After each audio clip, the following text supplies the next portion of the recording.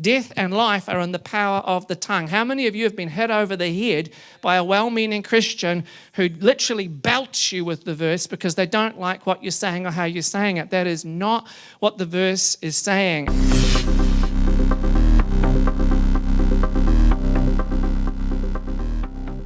There's a verse, a well-known verse, you all know it, Proverbs chapter 18 and verse 21. Death and life are in the power of the tongue, and those who love its use will eat its fruit.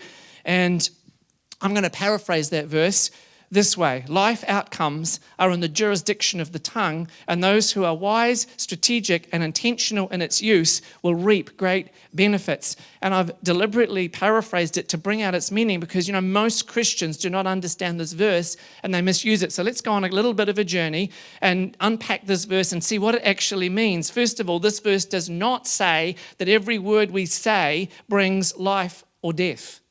This verse does not say that every word we say brings death or life.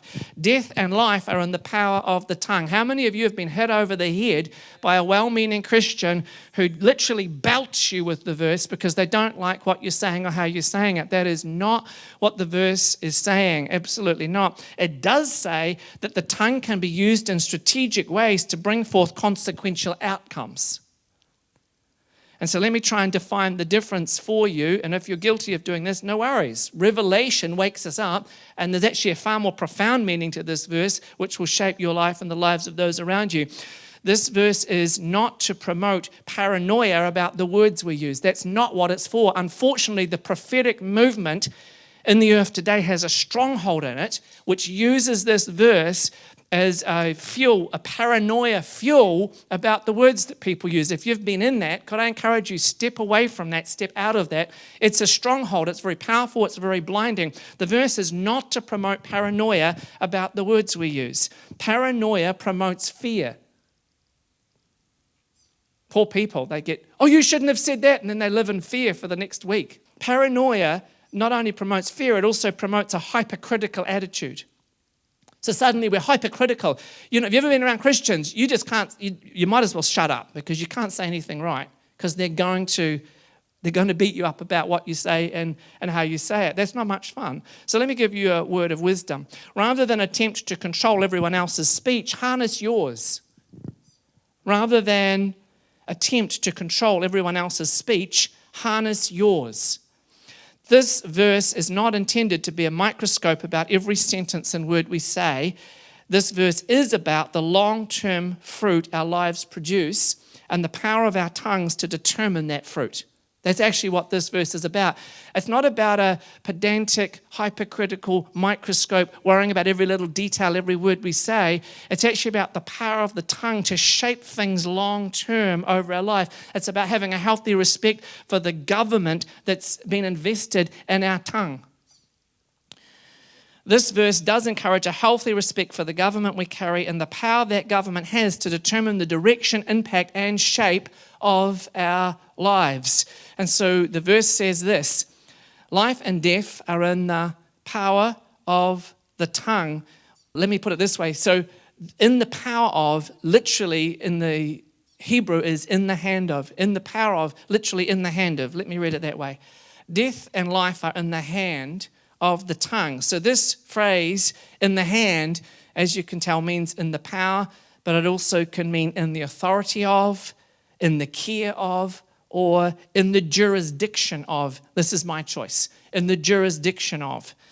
That's why in my paraphrase I've said this: life outcomes are in the jurisdiction of the tongue. I want you to just think about this a little bit because I want you to take back control of your life. And that might mean confronting the issues of time and how time has mastery over you, but then also confronting the issues of your tongue and the authority that's been invested in your tongue to shape your life positively or negatively. So this verse is not so much about careless or carefree words as it is about the careful and intentional use of words. This verse is not so much a caution about speaking in carefree or casual ways, but rather a caution about the intentional use of words.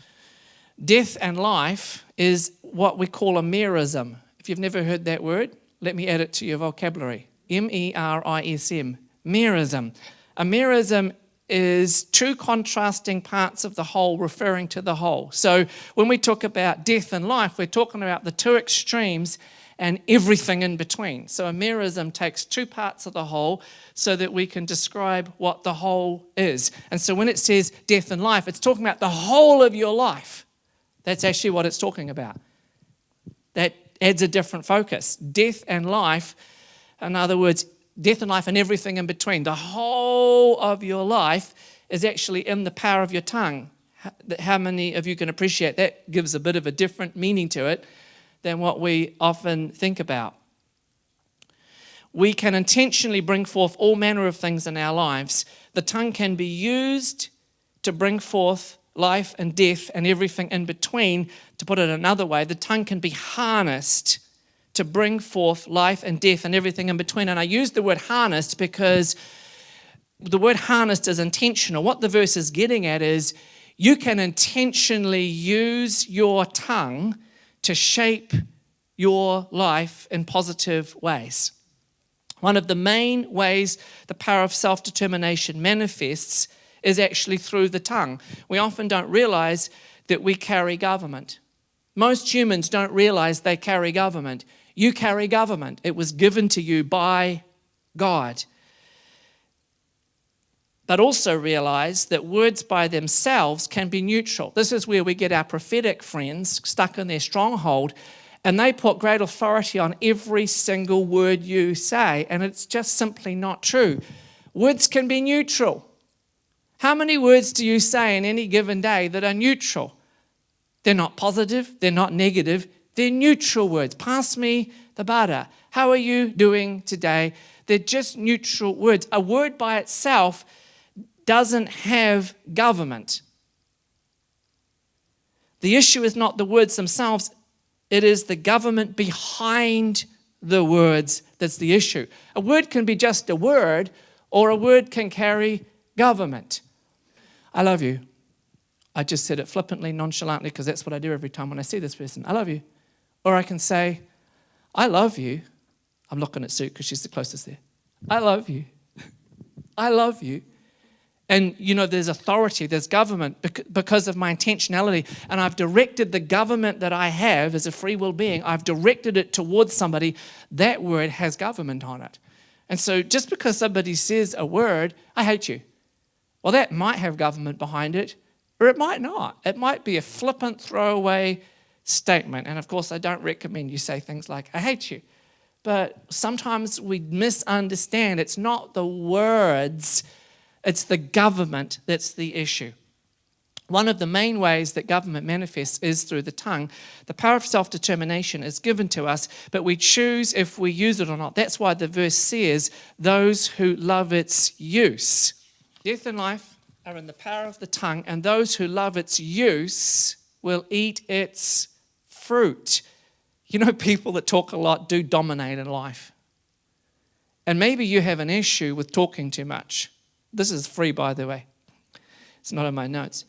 Maybe you have an issue with talking too much. The best thing I can tell you is to stop it, because you're dominating with your talking, and you actually need to learn. Some people need to train themselves just to shut up. And then there's others of you, more like me, this might surprise you, more like me, I have to actually tell myself to speak up. I'm more inclined as a peacemaker, my personality, I'm more inclined just to allow things. And normally when I address something, I've put up with it for quite a long time. The old me would have put up with it for a long time and finally blown my stack. The new me is onto it, and I let it get to a point where I realize, okay, I'm going to deal with this where I can do it patiently and kindly. And I've had to train, because I'm not natural at that. I have to train. I do it all the time, by the way, but I have to train myself to do that. And so you think about the way you use words, but my point is this, that a person that talks a lot is often, not always, but often a very dominant person. And they control and dominate a lot of things. And so you want to think about time, and you want to think about your tongue and how often you use it, and whether you need to use it less and whether you need to use it more, and whether you are using it to release a government that's actually negative and controlling and manipulating, or whether you're actually not releasing the government that you need to, because you are a free will being and you do need to express certain things in life. You do need to put certain boundaries in place.